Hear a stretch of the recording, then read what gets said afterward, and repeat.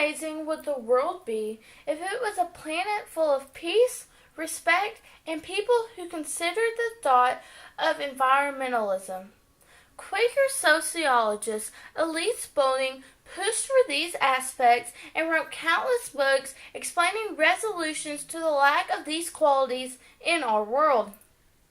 During her lifetime, Elise Boulding was and still is considered as a major contributor to creating the academic subject of peace conflict studies. She believed that even though the world focused on a human being's strive for conflict, that there was still a need for peaceable behavior.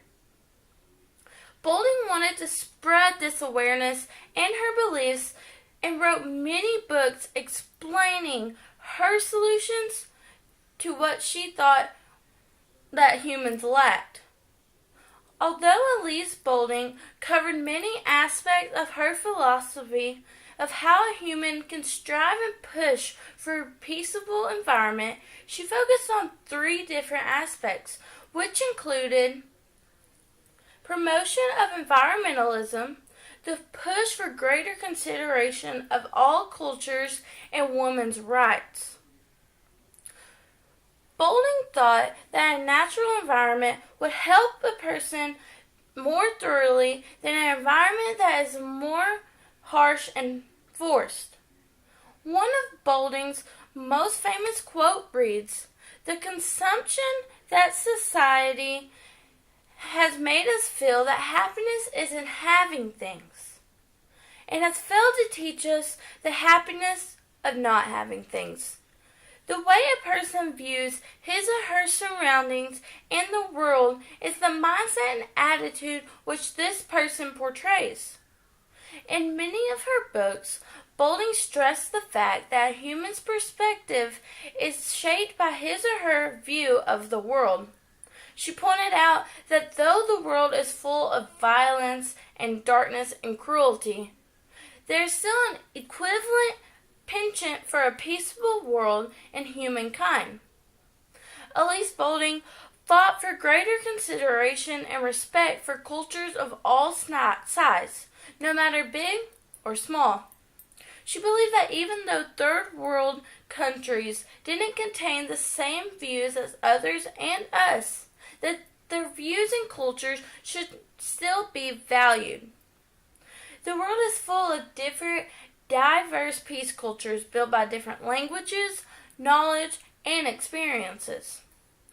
In her book, Cultures of Peace, The Hidden Side of History, Boulding explained exactly how diverse the world is by stating that there are 10,000 different societies that spread across the 185 states of today's world. There's a different way of life in each different culture around our world. Boulding understood and respected each culture of every country, no matter small or big. She pleaded for an equal amount of respect for the smaller countries and believed that if these cultures were to be banished, then it would be unfair to primitive societies. Along with being a peace activist, Elise Boulding was also a women's rights activist. She believed that in order to invent new and better ways of doing things, a woman's knowledge must be up to date to today's economic situations. A woman should be involved in her community and should stand as a symbol of knowledge to others. Boulding advocated for the greater inclusion of women at the highest levels of diplomacy. She believed that a strong woman was necessary for a strong family. Boulding argued that women needed to be educated as equally as men and was also an important asset to the family. Elise Boulding believed that a peace culture should be taught and passed down in generations by time.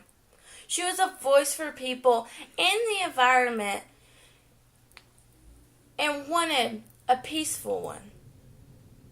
Elise Boulding once said, War is not inherent in human beings. We learn war and we learn peace.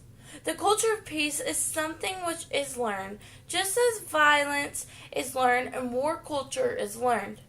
This quote summarizes Boulding's beliefs and stood for what she promoted her whole life. Elise Boulding was a peace activist and was a huge women's rights ambassador and impacted our world greatly.